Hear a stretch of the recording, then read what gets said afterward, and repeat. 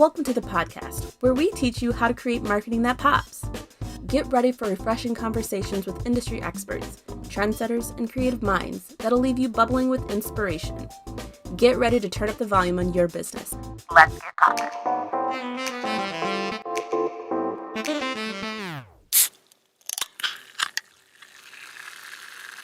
Hi, I'm Michele Ringelberg. And I'm Olivia Johnson.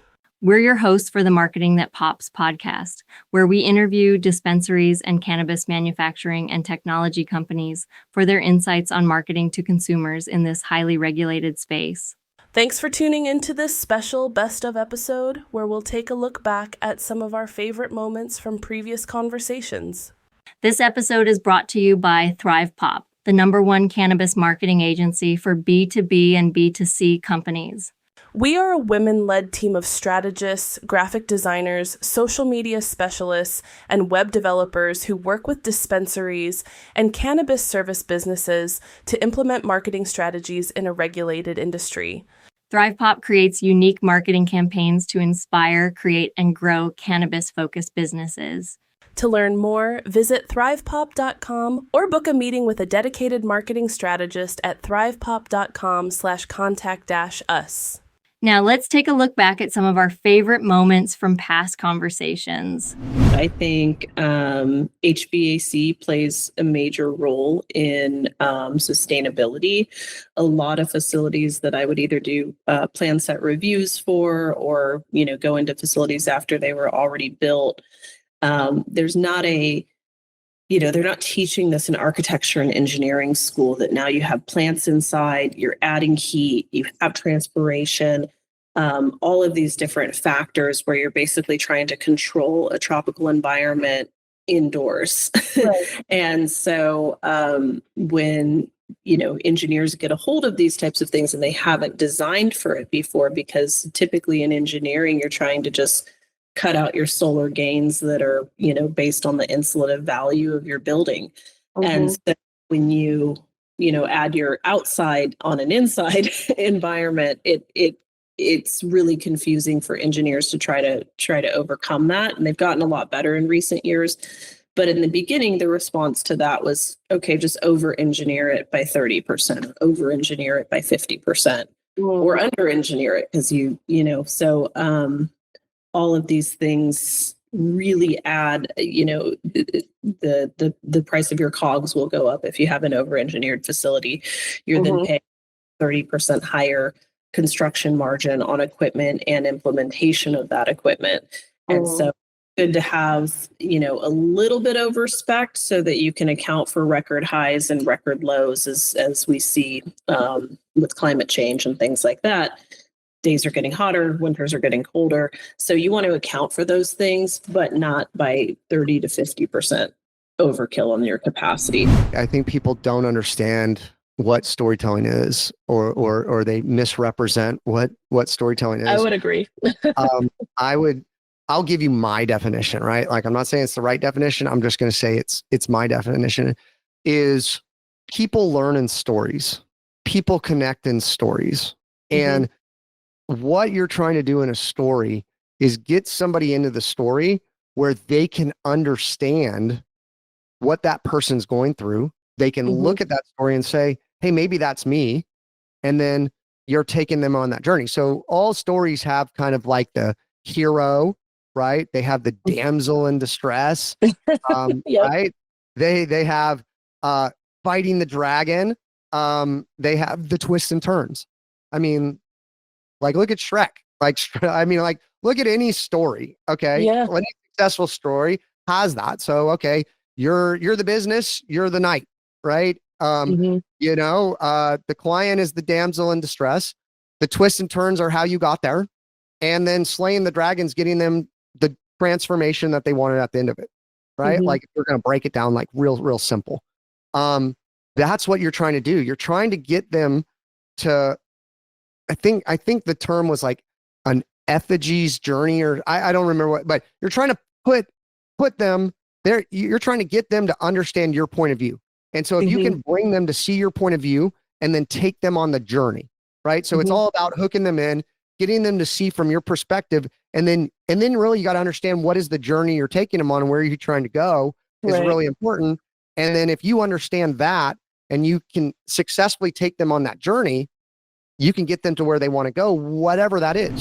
What's happening in the industry is it is a little bit frightening because there's a lot of regulation in place for medical and adult use cannabis, marijuana, and that is regulated through dispensaries and through the government by state.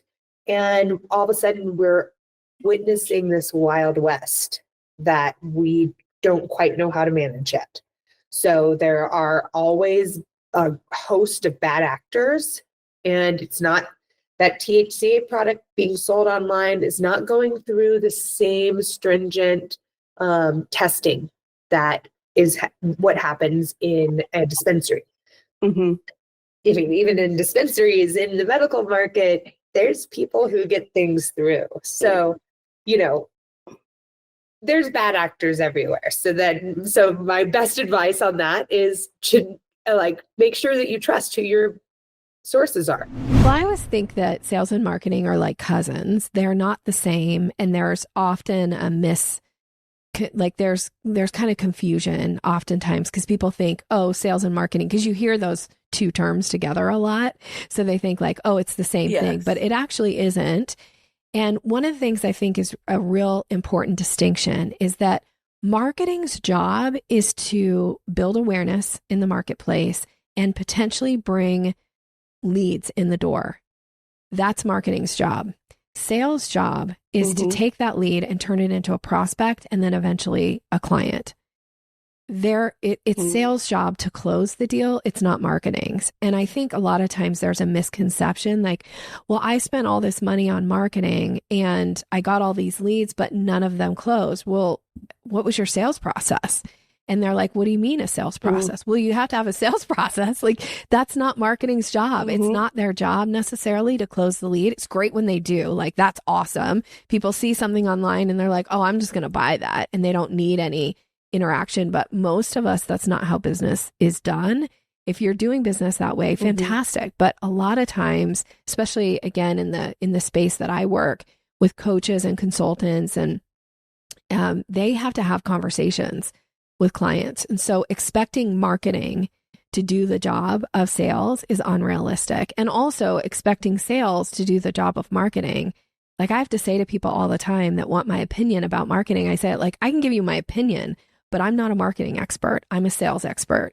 If we can talk about the sales process, if we can talk about the sales conversation, I can give you something that's going to make a difference.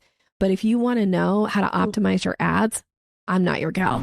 Social justice, really, just all of the challenges around that, really was at the forefront of the national, if not global, conversation in 2020. Absolutely.